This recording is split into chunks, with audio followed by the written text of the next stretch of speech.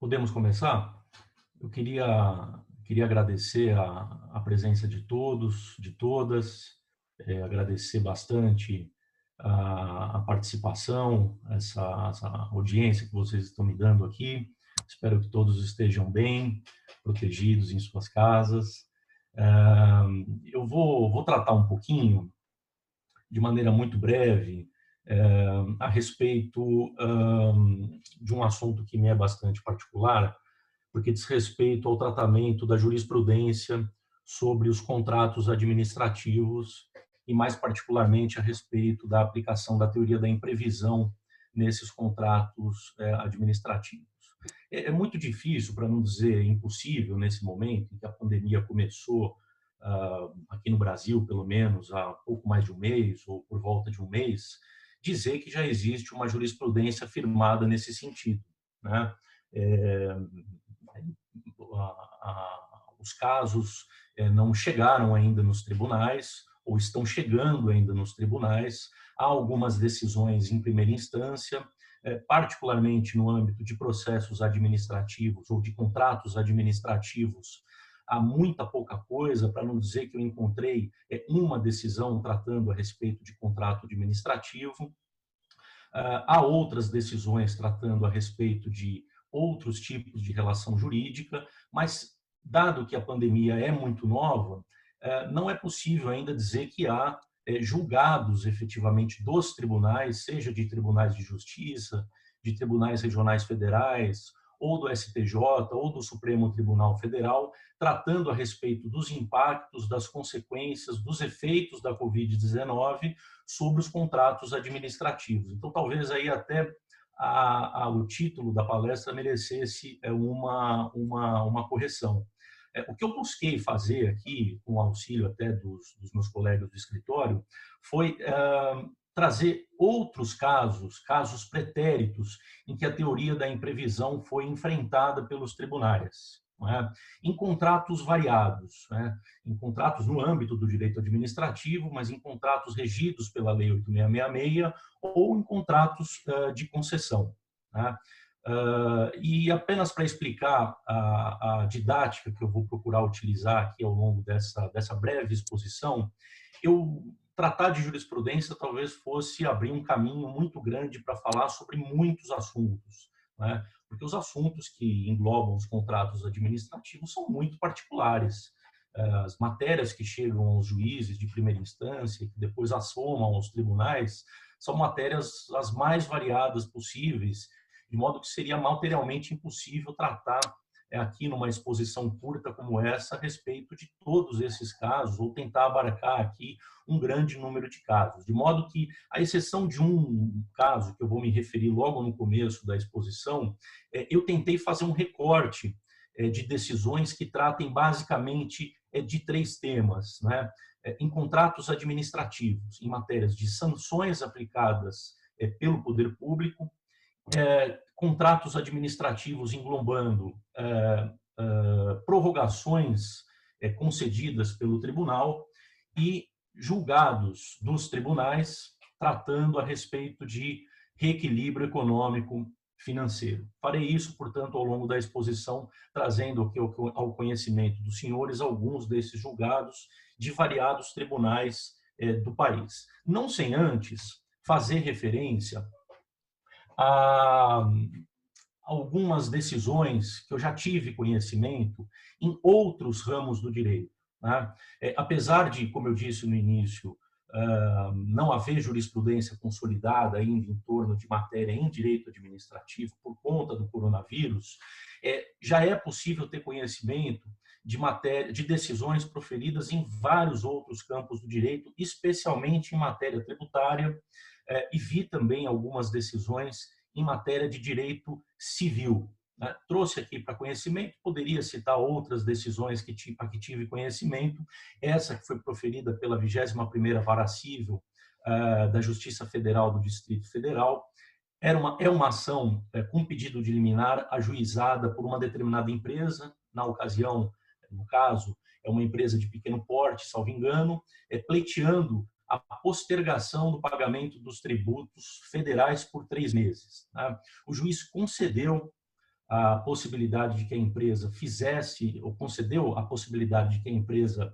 tivesse a postergação do pagamento dos tributos por esse determinado período, fez isso em pedido de liminar, deferiu esse pedido em sede liminar e ainda determinou que a empresa incluísse no polo passivo da ação outros entes da federação com quem ela mantivesse relação tributária, porque, segundo a juíza, não seria justo que só a União suportasse esse ônus de não ter, durante esses 3 meses, o recolhimento dos impostos. E os fundamentos que a juíza utilizou escaparam um pouco do ramo do direito tributário. Acho que isso é importante mencionar, porque não havia, como não há de fato no Código Tributário Nacional, segundo a juíza anotou na decisão, uma disposição concedendo moratória, uma disposição, a moratória que seria possível se conceder às empresas demandaria a edição de lei. E como não há uma lei concedendo a moratória, não seria possível, nos termos do Código Tributário Nacional, conceder o pedido formulado pela autora. Mas a juíza ultrapassou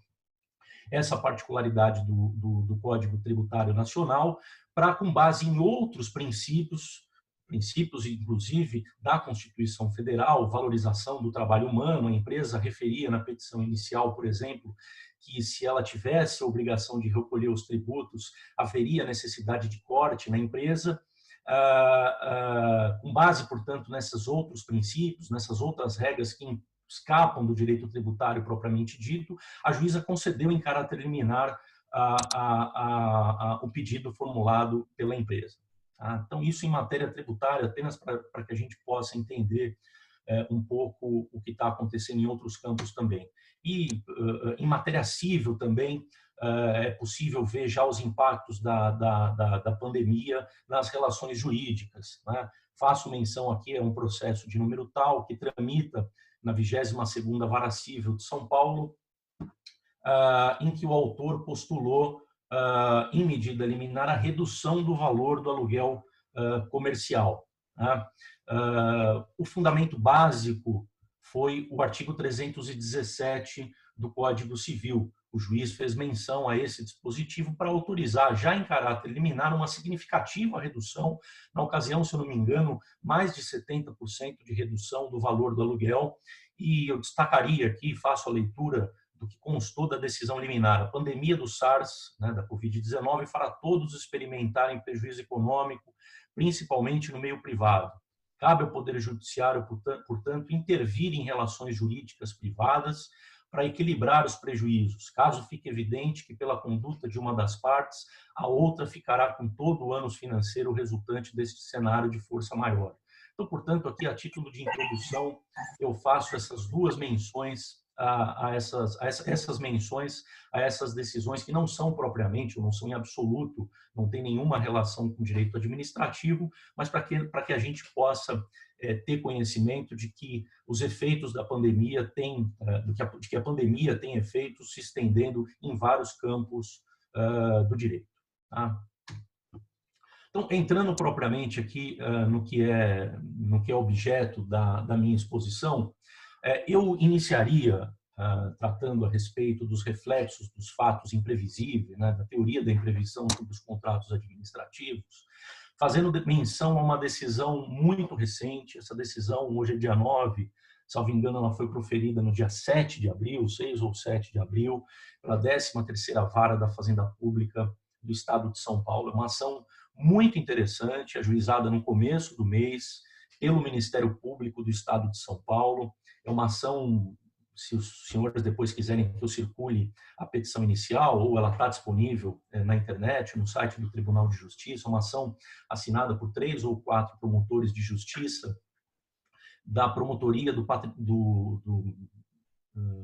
não me lembro qual departamento exatamente do Ministério Público agora, mas 3 ou 4 promotores assinam essa petição inicial com uma vasta fundamentação, uma interessante fundamentação, trazendo dados médicos, trazendo notícias de jornal, trazendo dados científicos a respeito dos efeitos dessa pandemia, especialmente nas comunidades carentes, mais especialmente ainda nas favelas. Os membros do Ministério Público fazem referência nessa ação a que a única forma, ou a principal forma de se evitar a propagação dessa pandemia seria pelo isolamento social, o que se é impossível de fazer nessas comunidades, né? Então, portanto, o pedido do Ministério Público, pedido também feito em sede de medida liminar e concedida pela juíza da 13ª Vara da Fazenda Pública, foi para que a Sabesp, a ação ajuizada em face da Sabesp, em face do Estado de São Paulo, concedesse a título gratuito, por qualquer meio que fosse, água potável, observado o padrão mínimo por habitante estipulado por autoridade de saúde, em todas as favelas e aglomerados subnormais presentes nos municípios atendidos pela Sabesp. Portanto, sem cobrança de qualquer de taxas ou ônus aos habitantes atendidos. Então, portanto, a partir dessa decisão, essa decisão foi dada no dia 7, até ontem, pelo menos, ou até hoje pela manhã, a Sabesp, salvo engano, não tinha sido intimada ainda dessa decisão, portanto, não tenho... Acho um pouco aí, filhão. Portanto, ainda não tenho sequer notícia de que a Sabesp já começou a cumprir essa decisão, ou de que tenha havido recurso de parte do Estado ou de parte da Sabesp, mas é uma decisão muito interessante, acho que vale a pena quem advoga nessa área tomar conhecimento dessa ação. A decisão é curta, o que vale mais mesmo são os fundamentos que foram expostos na petição inicial. Eu acho que essa ação é uma ação paradigmática, é uma ação que eventualmente pode vir a ser replicada em outras cidades, em outros estados. Foi a primeira ação da qual tomei conhecimento com esse conteúdo. Está aqui a referência para quem tiver interesse, pode acessar no site do Tribunal de Justiça, está ali tanto a inicial quanto a decisão. Ok? Partindo agora mais propriamente para aquela divisão a que eu me referi no começo da minha exposição, eu faria referência, a minha exposição, devo repetir aqui, ela diz respeito a casos concretos, então não tem outra forma de eu fazer essa apresentação, senão contando um pouco aqui a respeito de cada um desses casos concretos e, na medida do possível, tentar fazer referência com o que pode vir a acontecer em casos concretos relacionados à Covid-19, ok? Esse recurso especial 710.078, julgado pelo Superior Tribunal de Justiça, já é um recurso antigo. Ele tem como tema a interrupção de obras no sistema penitenciário do Carandiru. Tá?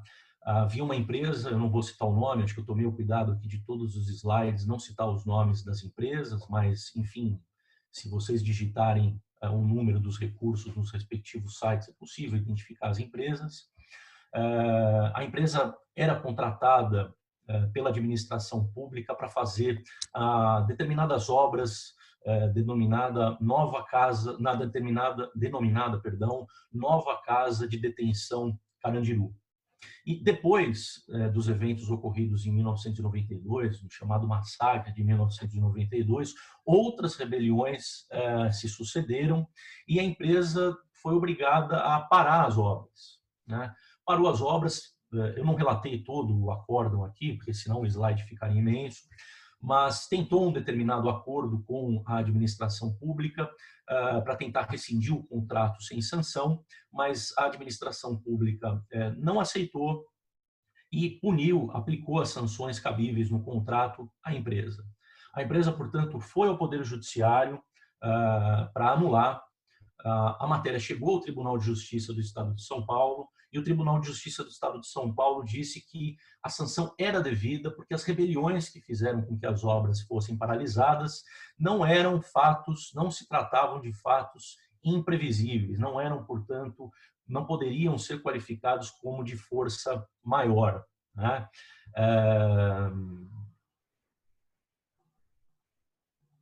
Disse o acórdão do Tribunal de Justiça de São Paulo que as rebeliões em presídios são fatos recorrentes e que, portanto, a empresa deveria suportar aquele ônus, né?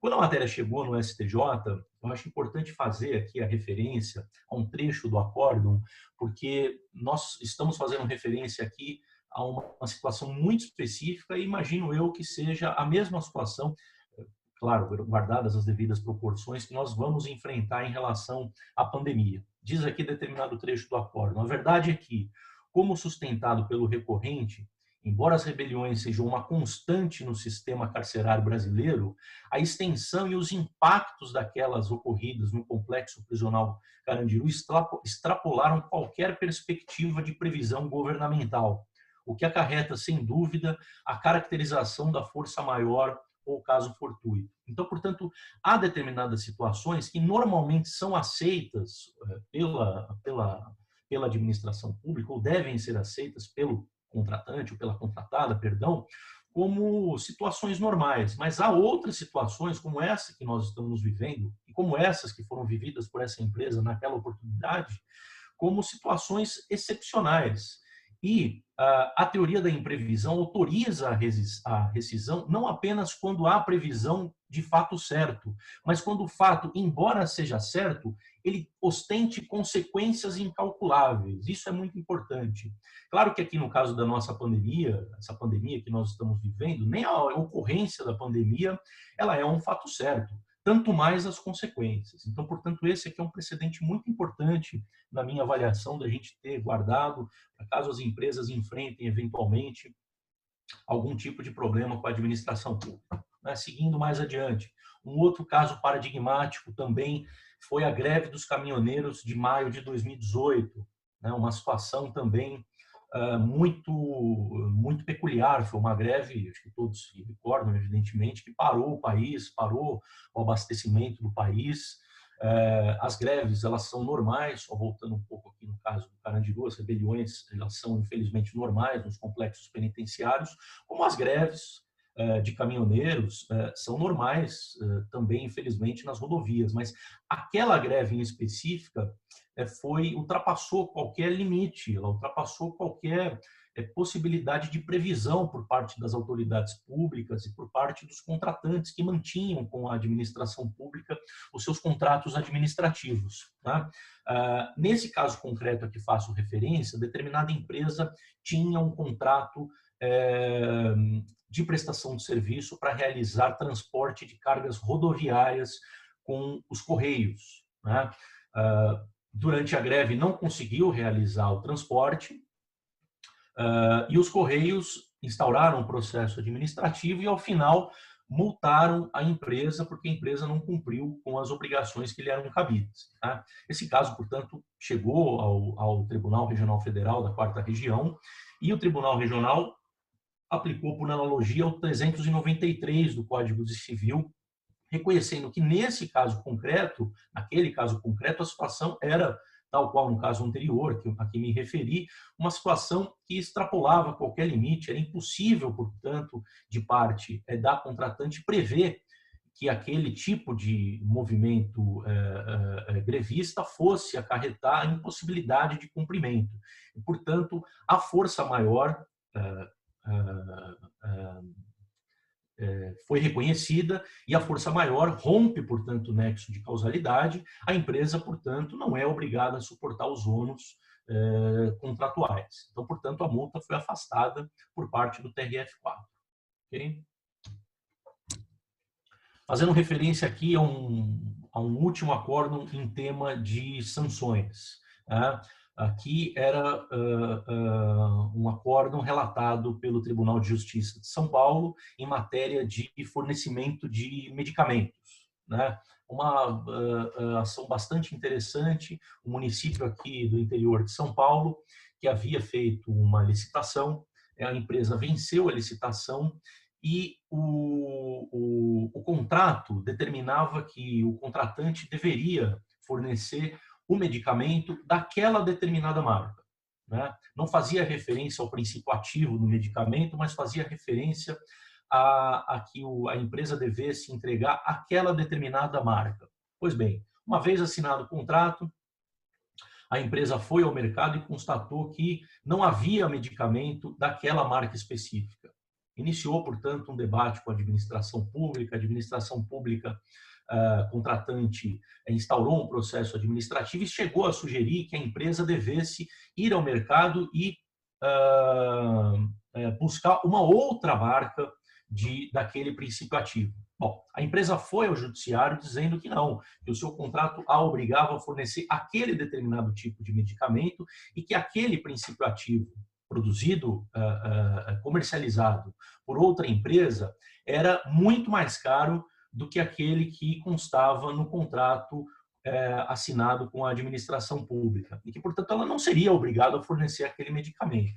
A sanção, portanto, foi anulada pelo Tribunal de Justiça, justamente sob esse fundamento de que o contrato era claro em determinar a entrega do medicamento daquela determinada marca e que, constatado no motivo de força maior, qual fosse a falta do medicamento, a empresa não poderia ser obrigada a fornecer o medicamento de outra marca.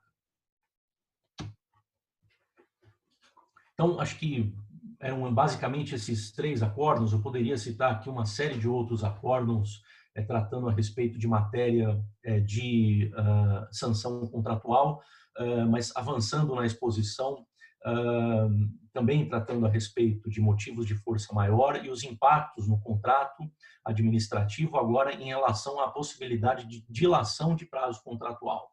Aqui também um acórdão bastante interessante, prolatado pelo Tribunal Regional Federal da 2ª Região, cujo tema é exploração de campos de petróleo. Determinada empresa participou da concorrência instaurada pela Agência Nacional de Petróleo, sagrou-se vencedora, e os contratos de petróleo, não sei se é de conhecimento de todos, eles prevêem 2 fases, de exploração e de produção do petróleo propriamente dito. E para a exploração do petróleo são necessários uma série de equipamentos específicos. A empresa, portanto, ela tinha um determinado prazo contratual para iniciar a exploração do campo de petróleo. Fez a importação ou solicitou a importação de uma sonda específica para iniciar aquela exploração. Entretanto, os auditores da Receita Federal, mais uma vez aqui entrando um assunto de greve, um assunto de força maior, os auditores da Receita Federal entraram em greve de modo que foi impossível que aquela determinada sonda chegasse a tempo no Brasil para que a empresa pudesse iniciar a sua exploração. A ANP, durante o processo administrativo instaurado para tratar dessa questão, chegou a sugerir que a empresa poderia fazer a aquisição daquela sonda no mercado nacional. A matéria, portanto, chegou ao tribunal com o pedido da empresa para que fosse devolvido o prazo de exploração contratual. Na ocasião, era um prazo de 6 meses. E o tribunal concedeu esse prazo, reconhecendo um motivo de força maior, qual fosse a greve dos servidores da Receita Federal, e destacando, portanto, que a empresa não era obrigada a adquirir os equipamentos no mercado nacional, como havia sugerido a ANP. Era de responsabilidade exclusiva da empresa escolher a forma de aquisição dos seus equipamentos. A ANP, a administração pública, não poderia, de forma alguma, se imiscuir na forma como que a empresa geria os seus negócios e, portanto, era de responsabilidade exclusiva dela. E a greve ocorrida na Receita Federal é um fato absolutamente estranho à esfera de responsabilidade, que, mais uma vez, rompe o nexo de causalidade e permite, de acordo com a Lei 8666, que o prazo contratual seja estendido. É o artigo 57, parágrafo 1º, inciso 2 da Lei de Licitações. Mais um caso interessante, tratando a respeito também de dilação de prazo contratual, que diz respeito à escassez de equipamentos no mercado. Aqui uma situação peculiar também. Uma empresa foi contratada pelo Tribunal Regional do Trabalho, lá do Rio Grande do Sul, para fornecer tablets, iPads para aquele tribunal. E o contrato havia sido firmado em data muito próxima do Natal. E depois que a empresa venceu, ela foi ao mercado, tentou adquirir os equipamentos e os equipamentos estavam em falta. Os equipamentos estavam em falta. E a empresa, portanto, não tinha de onde adquirir os equipamentos, se socorreu à administração pública, à presidência do Tribunal Regional do Trabalho, pleiteando que um novo prazo lhe fosse concedido para depois daquele período natalino, para que ela pudesse, então, adquirir os equipamentos e fornecer de acordo com aquilo que havia sido contratado. O tribunal negou o pedido, instaurou um processo administrativo para rescindir o contrato, inclusive para aplicar as sanções cabíveis no contrato, dizendo, inclusive, que a empresa deveria saber que naquele período haveria falta de equipamentos daquela característica, porque eram equipamentos muito procurados, como de fato são equipamentos procurados, muito procurados até hoje, naquela data de Natal, né? O Tribunal Regional Federal ultrapassou o entendimento do Tribunal do Trabalho, que era o tribunal contratante, concedendo, portanto, o direito da contratante de ter o seu prazo para entrega concedido, e fazendo uma observação interessante, que é a seguinte: a licitação havia sido já instaurada em data próxima ao Natal. Então, portanto, o próprio TRT, Tribunal Regional do Trabalho, tinha conhecimento de que naquela oportunidade poderia faltar equipamentos. Então, essa situação específica não poderia ser imposta ao contratante como ônus do contratante. O contratante, portanto, tinha o direito de ter o seu prazo devolvido para cumprimento e entrega dos equipamentos objeto do contrato, né? Avançando um pouco mais aqui na discussão e tratando agora especificamente a respeito de reequilíbrio econômico-financeiro causado em razão de fatos imprevisíveis, né? Trago aqui, em primeiro lugar, um acórdão do Tribunal de Justiça do Estado de São Paulo, proferido em uma apelação civil de número tal, que faço referência aqui, cujo tema, destaquei, trata especificamente de implementação imediata do reequilíbrio econômico-financeiro. Uma situação muito interessante aqui, também relacionada àquela greve dos caminhoneiros a que me referi um pouco mais atrás, alguns slides atrás, né? Qual era a situação?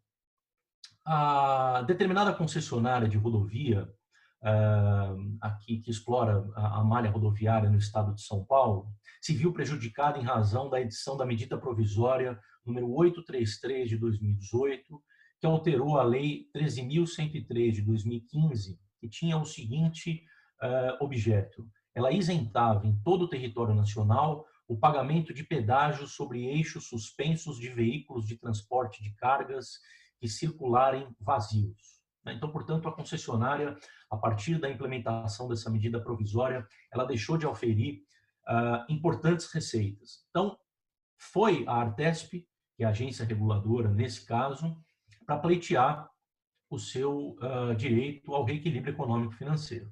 Depois da tramitação de todo o processo administrativo, a Artesp sugeriu 3 alternativas. Uma delas era pura e simplesmente o aumento da tarifa em todas as praças de pedágio, e as outras 2 envolviam alguma forma de isenção no pagamento da outorga variável e do ônus de fiscalização da outorga devida à Artesp e do ônus de fiscalização, da outorga, perdão, devido ao DR e do ônus de fiscalização devido para a Artesp.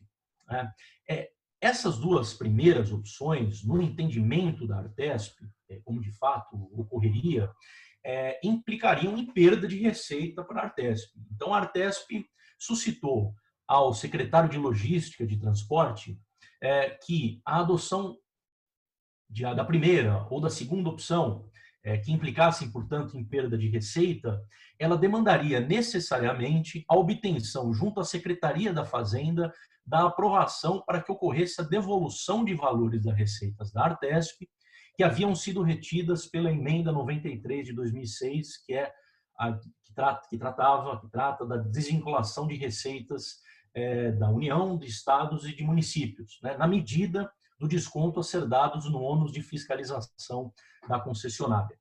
Então, se reconheceu o direito, mas a Artesp disse o seguinte: não, nós só vamos implementar efetivamente esse benefício, não é, esse reequilíbrio, nem um benefício, esse direito à concessionária, caso a Artesp, ela própria, obtenha os valores que estão retidos junto à Fazenda do Estado de São Paulo por força dessa emenda constitucional. Então, esse caso chegou ao judiciário e o judiciário deu uma decisão muito interessante, um acórdão que vale a pena ler, está aqui a referência dele, e a desembargadora, no caso, ela disse o seguinte, que segundo a lei de concessões, é uma solução muito simples para o caso, embora o caso seja complexo, que a Artesp ela não poderia reconhecer o direito, mas postergar ou condicionar o direito ao reequilíbrio a algo que não estivesse sob a esfera de responsabilidade, sob a esfera de domínio da concessionária,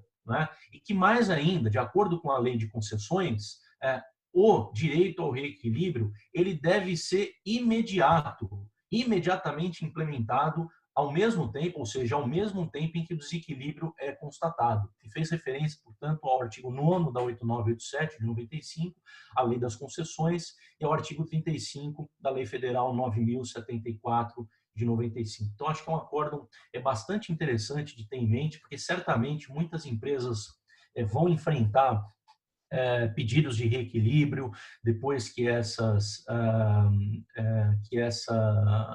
pandemia, enfim, começar a afetar efetivamente os contratos administrativos, em que os pleitos administrativos começarem a ser formulados e, portanto, nós temos aqui uma jurisprudência importante do Tribunal de Justiça de São Paulo, certamente temos de outros tribunais também, por força de lei, o direito ao reequilíbrio ele deve ser imediatamente implementado, né?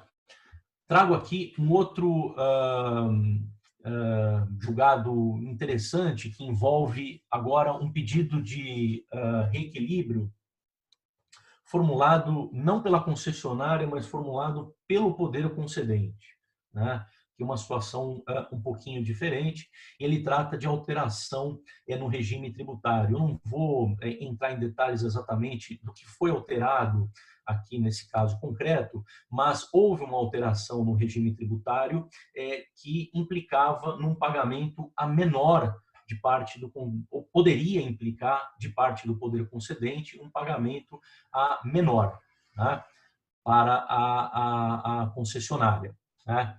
E o poder concedente entrou, portanto, ingressou com esse pedido de indenização perante o Poder Judiciário, e esse pedido foi negado. E esse pedido foi negado por quê? Porque a alteração no regime tributário ela se deu em data anterior à apresentação da proposta formulada na licitação. E a lei de licitações é muito clara. É possível, sim, haver a repactuação do equilíbrio econômico-financeiro decorrente de alteração dos tributos, quando a alteração tributária, para mais ou para menos, ela se dê em data posterior à entrega da proposta, né? É o artigo 65, parágrafo 5º. Quaisquer tributos ou encargos legais criados, alterados ou extintos, bem como a superveniência de disposições legais, quando ocorridas após a data da apresentação da proposta, de comprovada repercussão nos preços contratados, isso também deve ficar comprovado, implicarão a revisão destes para mais ou para menos. Naquele caso concreto, a alteração que houve, ela foi em data anterior à proposta, e o acórdão do STJ diz, inclusive, que o poder concedente deveria ter previsto isso no próprio edital, e não o fez por mera liberalidade. Isso, inclusive, foi a expressão do acórdão proferido pelo STJ. Okay?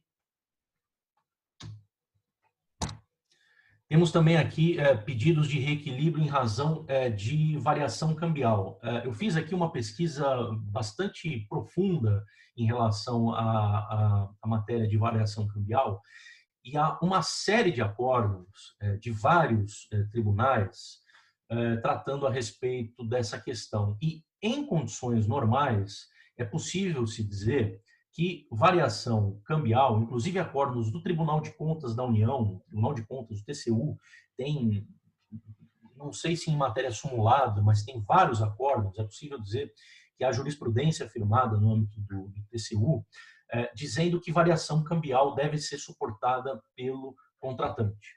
né? Entretanto, quando se verifica maxi-desvalorização, essa é a expressão que é usada nos julgados, ou seja, uma desvalorização muito grande do real, tal como essa que ocorreu em 1999, por força da política cambial adotada pelo Banco Central. Há vários acordos no STJ paradigmáticos nesse sentido, eu trouxe um aqui. É possível, sim, se obter pedido de reequilíbrio econômico-financeiro, né?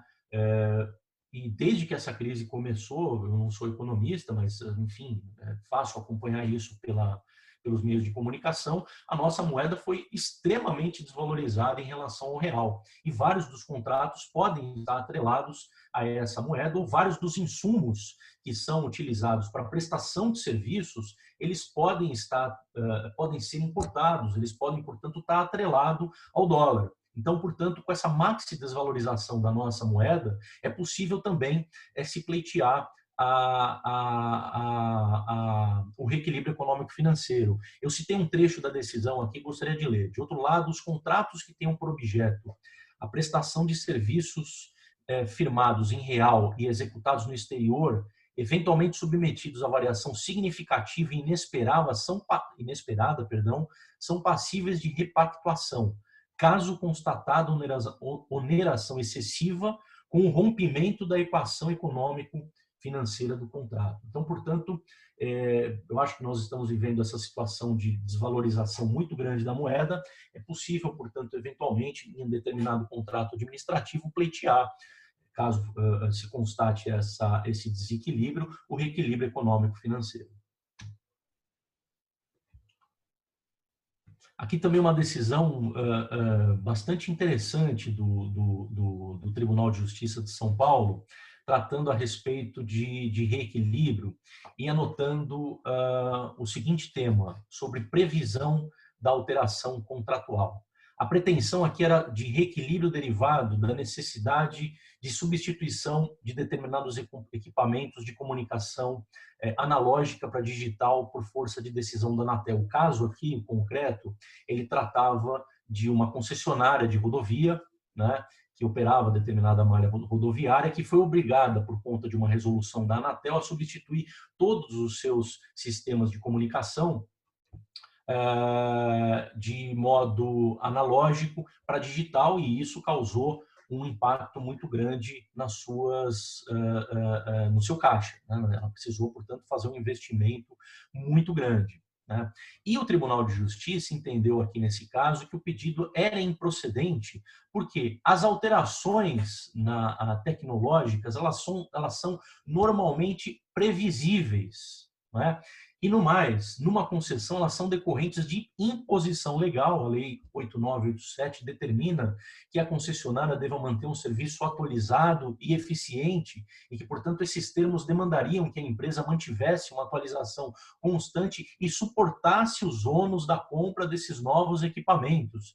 E que, especificamente naquele caso concreto, o contrato já previa a obrigação da concessionária de se adequar às normas das autoridades competentes, né? Então, portanto, o pedido foi improcedente por essas razões aqui, e isso dificilmente, ou acho que é impossível de ser enfrentado nos contratos administrativos em razão da pandemia, porque essa pandemia, evidentemente, ela por si só é imprevisível, os efeitos dela, evidentemente, são também imprevisíveis. Mas nesse caso concreto aqui, em determinada concessão, o Tribunal de Justiça considerou que a concessionária deveria suportar o ônus dessa atualização no seu sistema em razão justamente desses fundamentos. Agora, há um voto divergente, que eu anotei aqui, de um desembargador, um voto divergente único de um desembargador, que trata do seguinte, concluindo o seguinte, que embora se pudesse presumir que um dia os equipamentos tivessem de ser atualizados, né, ele concorda com isso, era impossível saber quando da assinatura do contrato, ou melhor ainda, quando da formulação da proposta, quando isso ocorreria e qual a extensão do resultado financeiro para a concessionária. Então, portanto, ele se baseia no artigo da 8666, do 65, inciso 2, letra D, de que não só os fatos imprevisíveis, mas também os fatos previsíveis, mas de consequências incalculáveis, podem gerar direito ao reequilíbrio. Então, só voltando, aqui a própria pandemia ela é imprevisível, ela por si só, ela vai gerar, obviamente, direito a reequilíbrio nos contratos. Mas nesse caso específico aqui, embora a maioria dos desembargadores tivessem considerado que não, que era previsível que haveria uma atualização tecnológica durante o contrato, o desembargador votou de maneira divergente para dizer que não, que era impossível, quando da formulação da proposta, saber quando isso ocorreria. Trago um acórdão aqui também a respeito, para tratar de indenização de custos indiretos. Trouxe esse acórdão aqui porque ele é o seguinte: a pretensão da empresa na época era um contrato de prestação de serviços de 866, baseado na Lei 8666, em que a empresa, nessa ação, pretendia indenização por danos materiais sofridos em razão da paralisação de obras causadas pelas chuvas.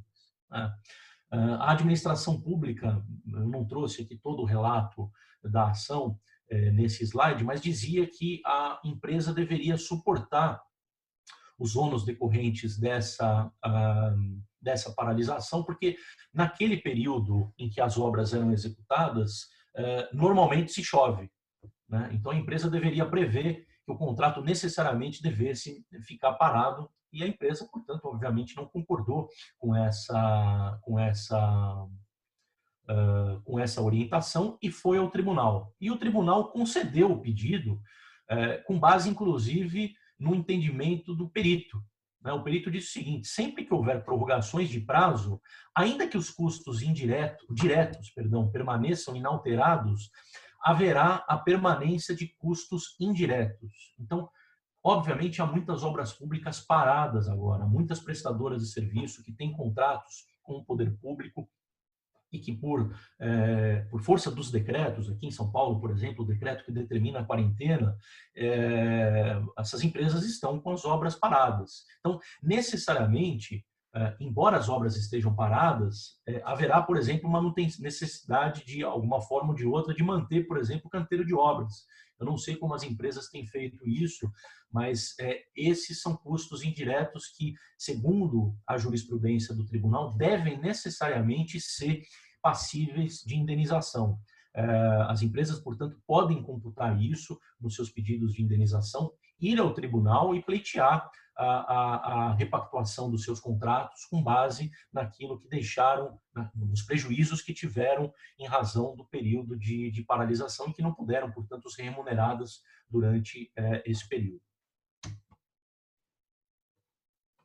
E, por fim, eu trago um acórdão que faço inclusive uma observação aqui de que é um acórdão isolado na jurisprudência, um acórdão,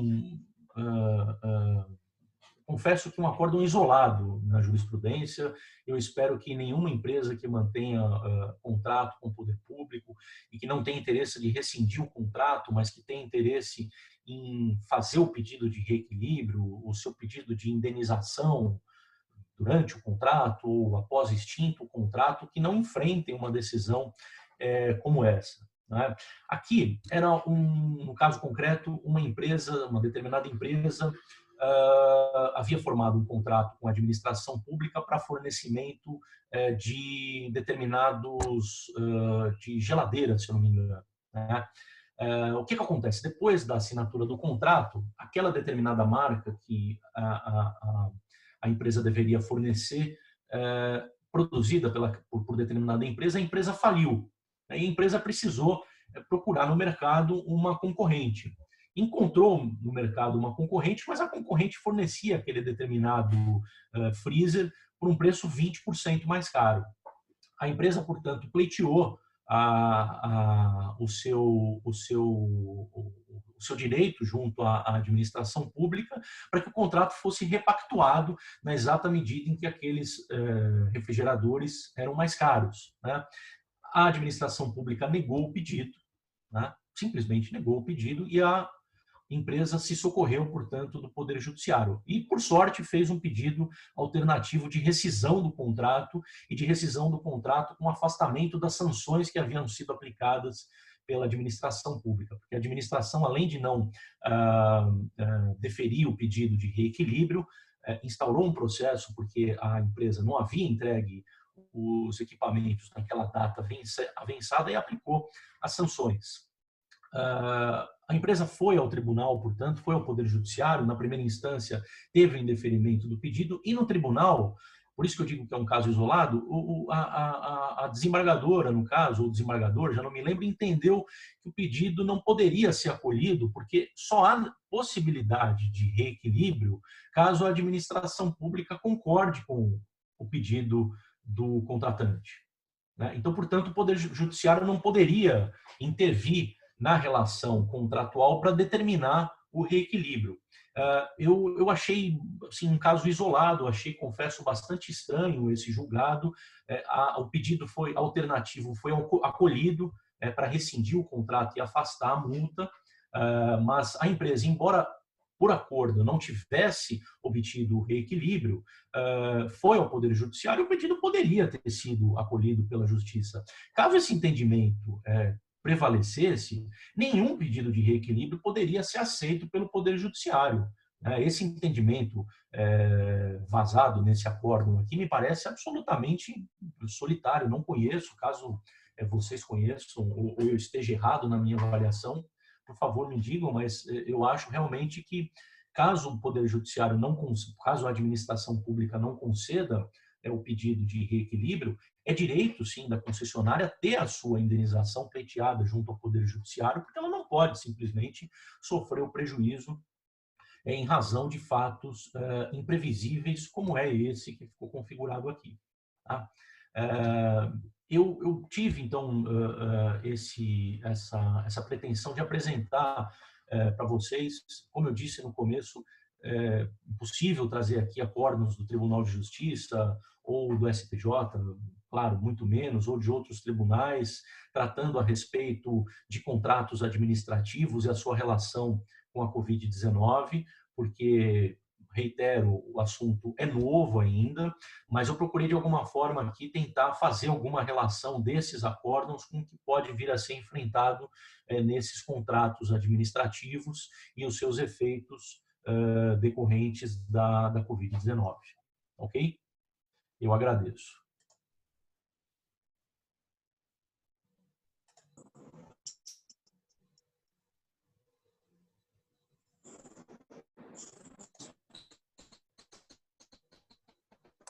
Não sei se alguém quer fazer alguma pergunta, ou pelo chat, ou abrindo o microfone. Oi, boa tarde. Eu gostaria de fazer uma pergunta. Quem fala? Diego. Pois não, Diego. A gente viu aí diversos casos em que permite a gente fazer uma reclamação, está com processo. Bruno, você me escuta? Estou ouvindo. O Diego está fazendo uma pergunta. Pois não, Diego? Oi, a gente viu aí diversos casos onde foi possível fazer uma reivindicação ao cliente por maiores custos que foram incorridos devido a eventos de força maior. Pois não. Alguns casos no contrato estabelece que em eventos de força maior estabelece expressamente que cada parte, ou seja, o cliente ou o contratado, vai arcar com as consequências de custo, não vão ser penalizados para efeitos de prazo. Você já teve experiência com algum evento desse similar? Não tive experiência própria nesses contratos, mas talvez você esteja fazendo referência, ou esses contratos estejam apoiados no artigo 393 do Código Civil. O nexo de causalidade, que os contratantes eles não são obrigados a suportar, salvo expressa previsão contratual. Talvez esses contratos estejam baseados nesse dispositivo. Não sei se consegui te responder. Eu entendi. Eu só queria saber, assim, no caso, por exemplo, se um contrato está estabelecido expressamente que o contratante não assumiria maiores custos, só apenas a questão da prorrogação do prazo, se teria alguma esperança, ou teria alguma... Se o contrato, eu entendi, se o contrato está ressalvando essa possibilidade, se o contrato está retirando, na verdade, o direito de se reivindicar qualquer tipo de indenização, eu imagino que não. Eu asseguraria que não, ficaria muito difícil de pleitear no Poder Judiciário uma indenização, dado que o contrato já de início retira essa possibilidade. Ok, obrigado. Ok?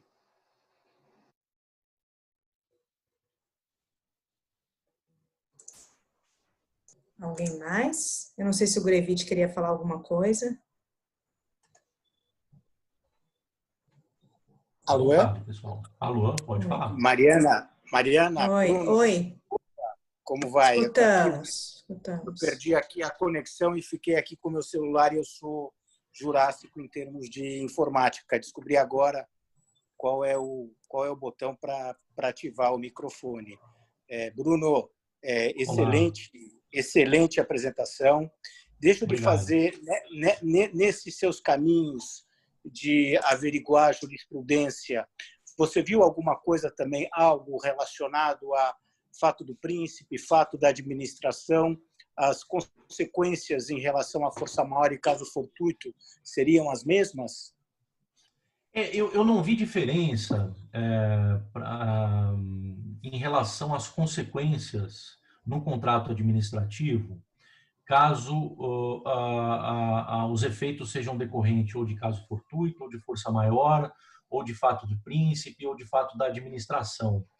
E eu cheguei, inclusive, a ter uma discussão sobre se seria possível fazer essa distinção, dado que todas essas hipóteses estão no mesmo dispositivo legal.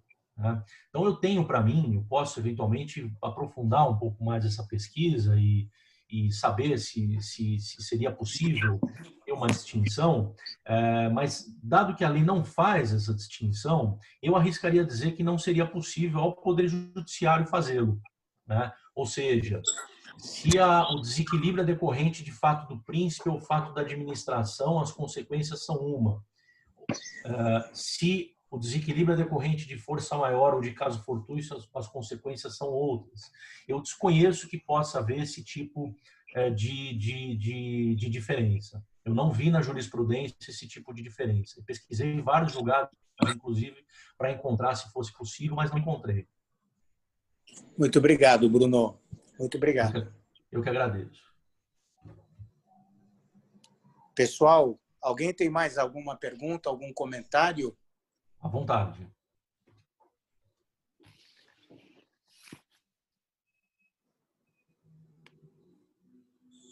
Olha só, se nós não temos outras perguntas, outros comentários, nós vamos dar por encerrado esse webinar. Bruno, eu agradeço o compartilhamento do seu estudo e a forma como que você apresentou, foi fantástico, e nós ficamos à disposição para qualquer outro comentário, qualquer outra pergunta.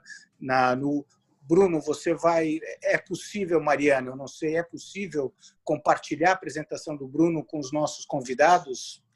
As apresentações de todos os webinars, elas estarão disponíveis no site do escritório. Então, basta acessar o site. Ótimo. E aí todas as pessoas têm acesso às apresentações. Ótimo, ótimo. Então, essa apresentação vai estar pendurada no site do escritório. Uhum. Pessoal, boa tarde, um abraço. Obrigado, Bruno. Obrigado, Mariana. Obrigado. Eu é que agradeço. Obrigado, pessoal. Obrigado. Obrigada. Foi ótimo. Obrigada. Obrigada.